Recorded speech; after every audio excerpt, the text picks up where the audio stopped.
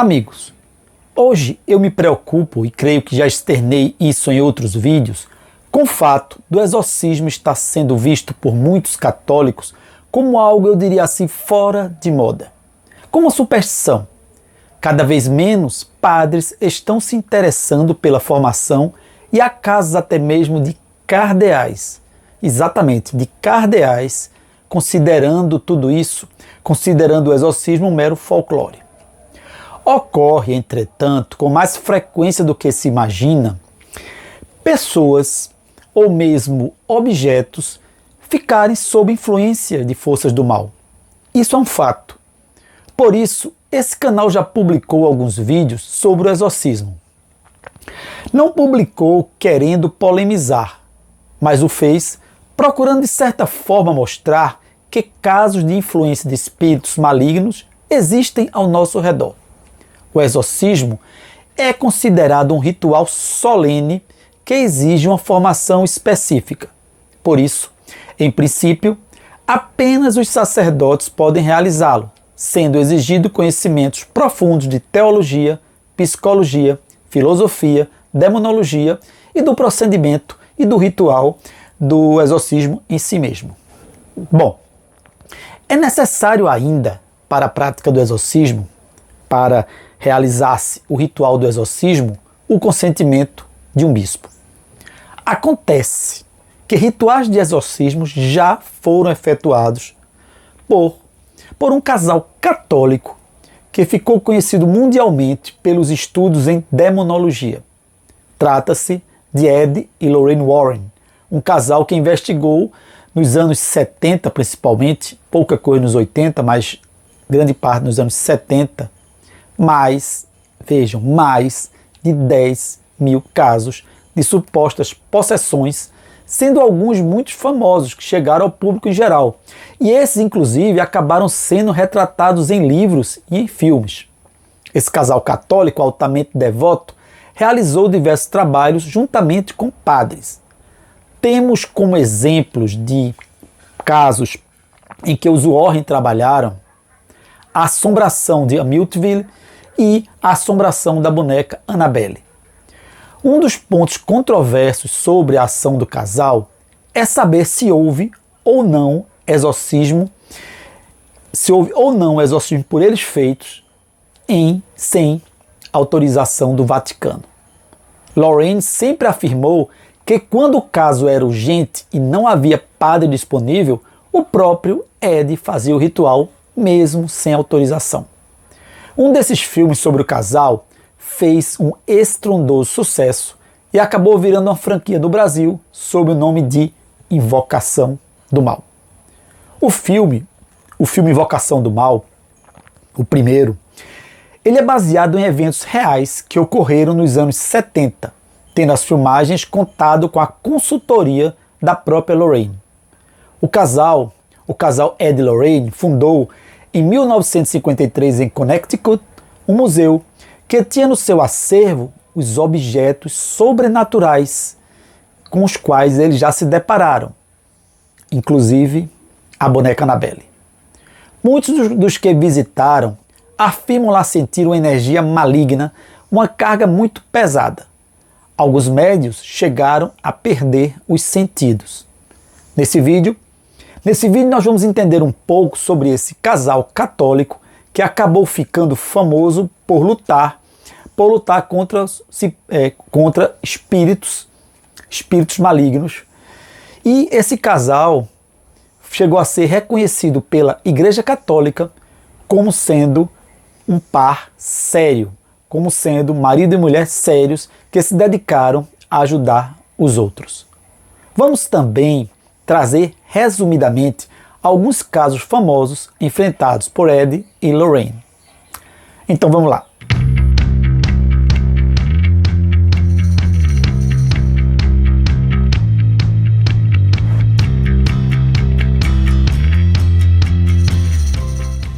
Durante mais de 50 anos, Ed e Lorraine trabalharam juntos como investigadores de fenômenos paranormais. Desde criança, ambos presenciavam situações aterrorizantes, mesmo sem entender direito o que estava a acontecer. Edward Warren cresceu em uma casa que ele sempre disse ser mal-assombrada. O seu pai, que era policial, quando não sabia justificar o que estava acontecendo, simplesmente afirmava que deveria haver uma explicação lógica. Era comum o garoto ser acordado às 3 da manhã com a porta do armário se abrindo e dele saindo uma luz que se transformava numa mulher idosa. O quarto todo ficava gelado. O menino, para tentar dissipar o medo, dizia para si mesmo que deveria haver uma explicação. Lorraine também teve os seus problemas. Estudava no colégio católico e com 12 anos começou a ver luzes ao redor das pessoas. Uma vez, disse a uma freira que a luz dela era mais forte do que a da Madre Superiora. Resultado, ficou de castigo. Esses episódios, eles ficaram escondidos dos seus pais.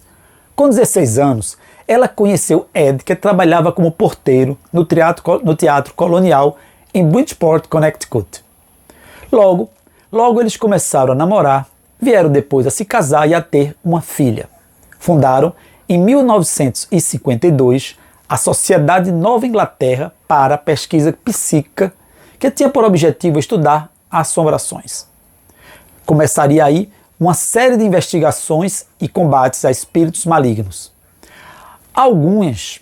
Algumas dessas investigações serão retratadas a partir de agora nesse vídeo.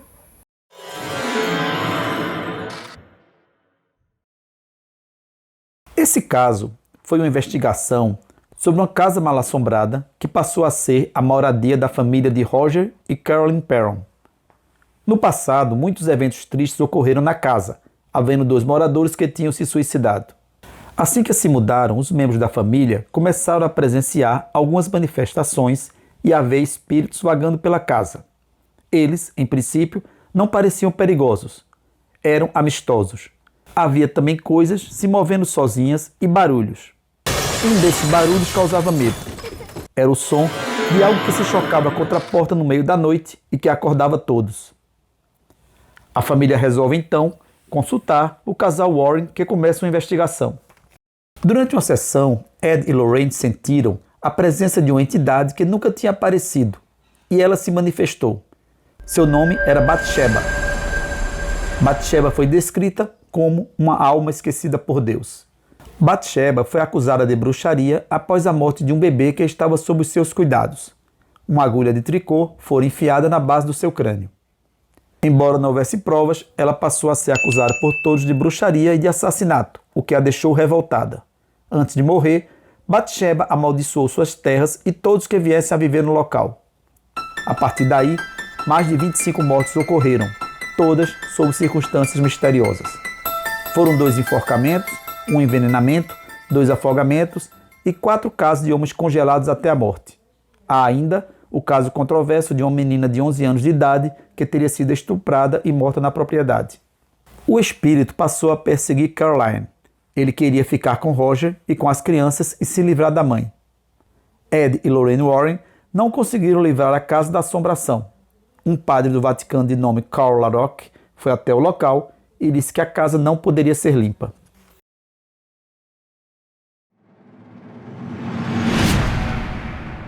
Quando eu tinha uns 17 anos, eu li um livro, e esse livro era interessante porque a abordagem era em forma de diário.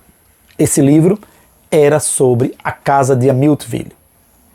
Essa obra me deixou realmente assustado em virtude da precisão e dos detalhes relatados. Você tem inclusive fotos e desenhos nesse livro. Posteriormente, alguns filmes eles foram produzidos tendo como temática a casa, mas eu sinceramente não gostei de nenhum deles. Em 1965, uma tragédia ocorreu na Ocean Avenue, número 112. O filho mais velho de uma família que lá morava matou os pais e os seus 4 irmãos. O rapaz foi condenado a 100 anos de prisão e atualmente cumpre pena. No tribunal, a defesa apresentou diversas versões, dentre elas a de que o réu estaria possuído por forças do mal. Ele dizia que toda noite uma voz sussurrava para que ele matasse a sua família. Ela dizia: "Mata a tua família." O estranho é que diversos disparos foram efetuados, mas ninguém acordou, mesmo tendo diversos vizinhos. Em 1975, no ano seguinte ao massacre, a casa foi vendida para a família Lutz. Ela era composta por George e Kathy Lutz e seus 3 filhos. Após apenas 28 dias, a família, aterrorizada, deixou a casa.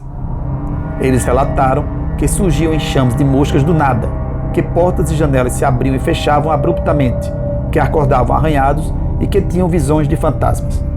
20 dias após a saída dos Lutz, Ed e Lorraine foram chamados por um repórter do canal 5NY para investigarem. A família Lutz foi convidada a acompanhar, mas se negou. Durante os trabalhos, Ed foi fisicamente empurrado para o chão. Lorraine se sentiu muito mal com a sensação de uma presença demoníaca e foi atormentada como se os corpos da família DeFeo ainda estivessem lá. No decorrer das pesquisas, os Warren descobriram que a terra foi usada por John Ketchum, um feiticeiro que habitou o lugar em 1924, antes da construção. John foi enterrado embaixo da casa hoje existente. Os índios Shinnecock, eles deixavam os loucos e doentes para morrerem nessas terras. Para os Warren, a propriedade tinha uma energia muito negativa por causa de tudo o que acontecera lá. Essa energia atraía espíritos ruins. Após a passagem deles por lá, não foram mais detectados fenômenos paranormais na casa.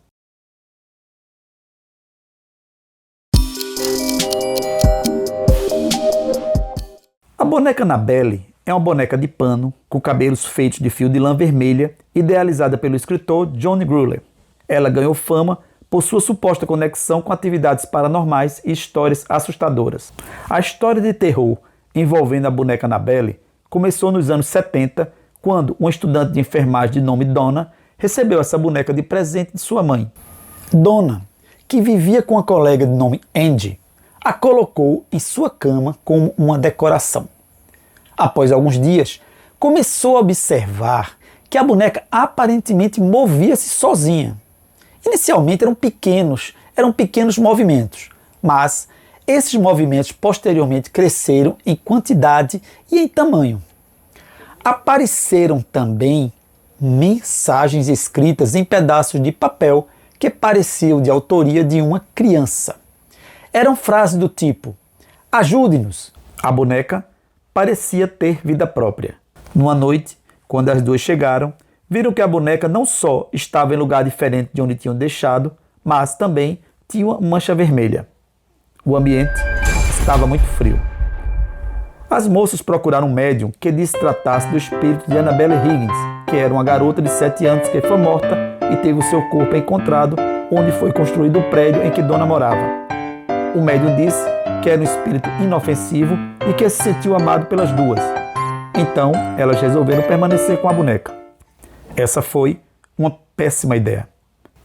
Um amigo das duas moças, de nome Lou, defendia que elas estavam errando ao ficar com a boneca. O rapaz, então, passou a ter pesadelos recorrentes em que parecia acordado, mas não conseguia se mexer, e a boneca começava a estrangulá-lo. Os fenômenos estranhos se intensificaram, começando a aparecer marcas de garras no corpo de Lou. Donna começou a desconfiar que não se tratava de um espírito inocente de uma criança, mas de algo bem mais perigoso. Foi quando as jovens procuraram a ajuda do padre Regan, que entrou em contato com o padre exorcista de nome Cook, que indicou o casal Ed e Lorraine Warren. Após analisar a boneca e conduzir várias investigações, os Warren concluíram que ela estava sendo manipulada por uma entidade demoníaca que a movia para atrair a atenção das garotas e explorar as suas vulnerabilidades. O próximo passo seria a possessão humana. Para evitar, o casal levou a boneca e a colocou em um local seguro em seu museu, e o padre Cook fez uma bênção de exorcismo para limpar o apartamento. Desde então, a boneca Annabelle tem sido associada a uma série de incidentes perturbadores. Há relatos de pessoas que visitaram o museu e afirmaram ter sentido sensações de medo, desconforto e até mesmo terem sido atacadas ou amaldiçoadas após interagir com a boneca. Fala-se do caso de um jovem que visitou o museu com a namorada. Lá chegando, ele, que era metido a gaiato, desafiou a boneca, dizendo para ela deixar marcas nele. Ed prontamente o mandou parar, mas ele se recusou e continuou com a galhofa. Foi quando Ed simplesmente o expulsou do museu. No caminho de volta para casa, o jovem e a sua namorada estavam rindo e zombando da boneca quando ele perdeu o controle da motocicleta e bateu com a cabeça em uma árvore. O rapaz faleceu de imediato. Agora, ele faleceu, mas a namorada não. A namorada, ela sobreviveu e ficou hospitalizada por mais de 1 ano. Quando perguntada sobre o que aconteceu, a jovem explicou que eles estavam rindo da boneca quando perderam o controle da motocicleta.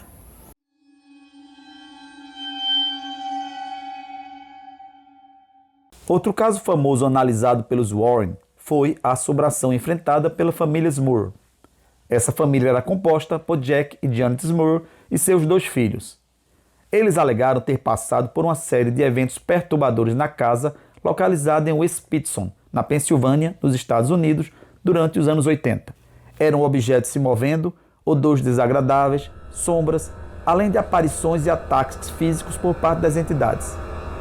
A filha mais velha do casal via ao amanhecer diversas pessoas flutuando em seu quarto.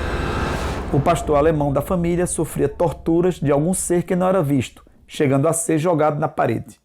Ed e Lorraine Warren foram contratados pela família para investigar os eventos paranormais que estavam ocorrendo em sua residência. Eles identificaram 4 espíritos na casa, sendo 3 relativamente fracos, mas um extremamente forte, uma verdadeira entidade do mal. O procedimento foi muito complicado. A entidade balançava espelhos, gavetas, cômodas e gritava: "Bastardo sujo, saia dessa casa!" Jack e a esposa chegaram a sofrer agressões sexuais durante todo o processo. A família acabou se mudando e fala-se que depois da vinda dos Warren, não há mais manifestações na casa. Ed Warren, ele faleceu em 23 de agosto de 2006, aos 79 anos, enquanto Lorraine morreu em 18 de abril de 2019, aos 92. Deixaram como legado diversas contribuições para o campo da pesquisa paranormal. Lorraine não foi só consultora, mas ela fez uma ponta no filme Invocação do Mal. O museu que ficava atrás da casa dos Warren, ele foi fechado em 2019 por problemas de zoneamento urbano. É isso aí, pessoal. Valeu!